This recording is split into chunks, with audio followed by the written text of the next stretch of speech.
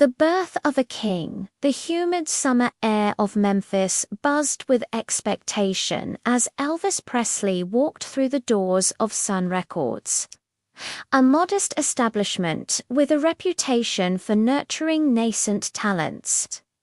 The previous chapter of his journey had closed with a tantalizing glimpse of what could be as Sam Phillips, the discerning producer and owner of Sun Records, had recognized something extraordinary in Elvis's voice. Now, the young man from Tupelo stood on the precipice of musical history, ready to record the sounds that would soon reverberate across America and beyond.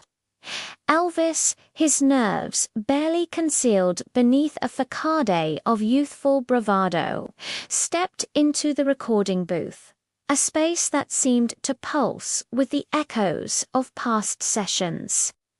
The walls, adorned with acoustic tiles, bore witness to the trials and triumphs of artists who had preceded him. Yet, in this moment, it felt as if the room was holding its breath, waiting for the magic that was about to unfold. Elvis's guitar in hand adjusted the microphone, feeling the weight of the moment settle upon his shoulders. The first notes of "That's All Right" tumbled from his lips. A spontaneous outpouring of energy and emotion that seemed to draw from the deepest recesses of his soul. The song, a rollicking reinterpretation of an Arthur Crudup blues tune, was infused with an infectious vitality that transcended genre boundaries. It was neither wholly blues nor entirely country, but an electrifying amalgamation that defied easy categorization. Elvis's voice, raw and powerful, soared and dipped with an intensity that was impossible to ignore.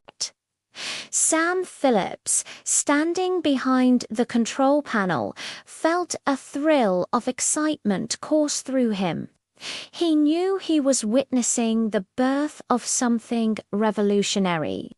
Elvis's sound was unlike anything he had ever heard, a thrilling synthesis that captured the rebellious spirit of a new generation as the final chords resonated through the studio. Phillips knew that this recording session would be a turning point, not only for Elvis, but for the music industry as a whole.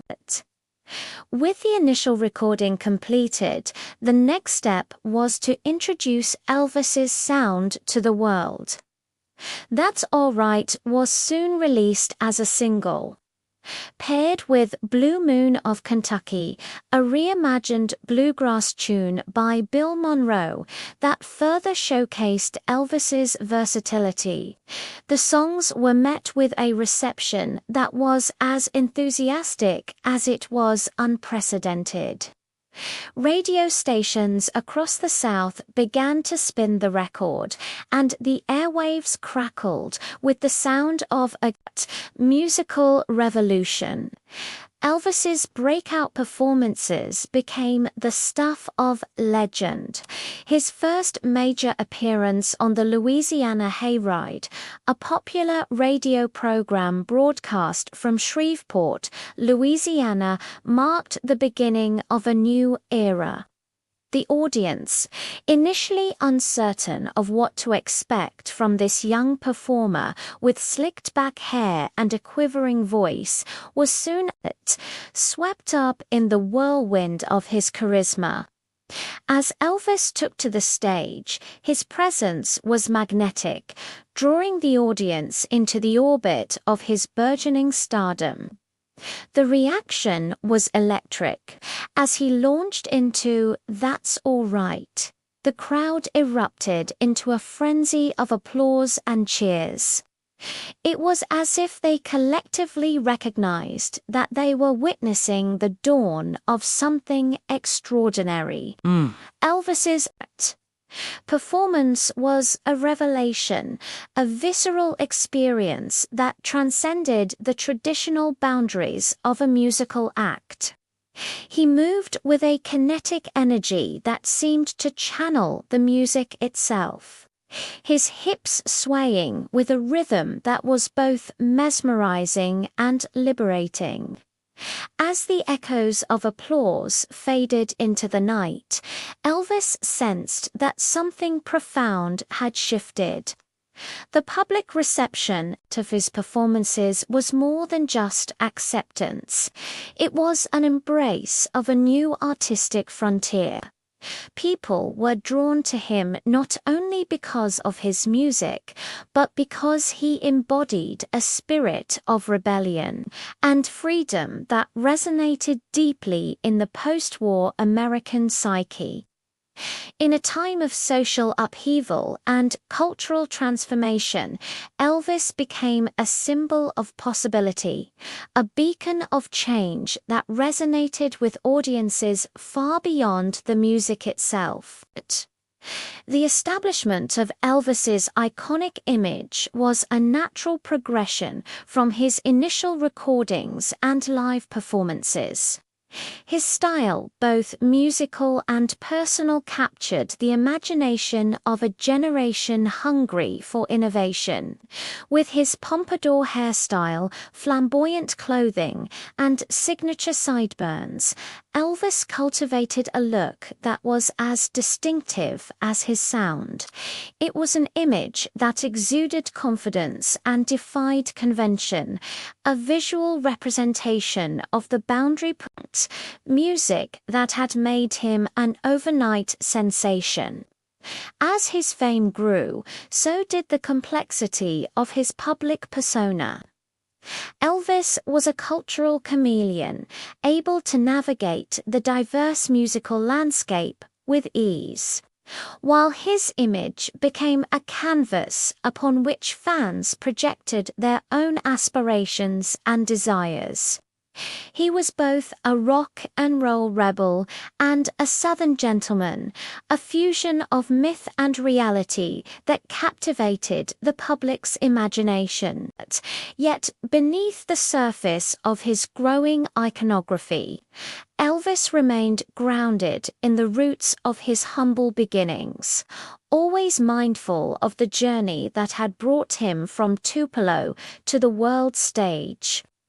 The establishment of Elvis's image was not merely a product of calculated marketing, but an organic evolution of his authentic self. It was a reflection of his personality, a mix of charm and vulnerability, confidence and humility, as he navigated the complexities of fame.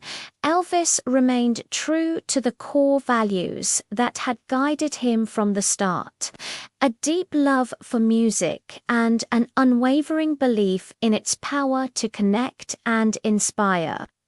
In the months that followed his breakout success, Elvis's influence continued to expand at a dizzying pace. His music, infused with the vibrant energy of rock and roll, became the soundtrack of a generation, a rallying cry for those who sought to break free from the constraints of the past. His recordings at Sun Records had ignited a spark that would soon become a global phenomenon, a testament to the transformative power of artistic expression. As the chapter of Elvis's early ascent drew to a close, it was clear that a new era in music had begun. The king of rock and roll had emerged, not as a manufactured product of the industry, but as a genuine force of nature, a testament to the enduring appeal of creativity and innovation. His journey from the cotton fields of Mississippi to the stages of the world was a story of resilience and determination, a narrative that would continue to unfold in the chapters to come.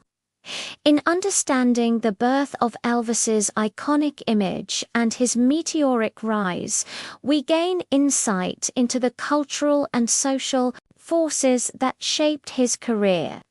We see how the fusion of diverse musical influences and the authenticity of his personal expression resonated with the spirit of the times.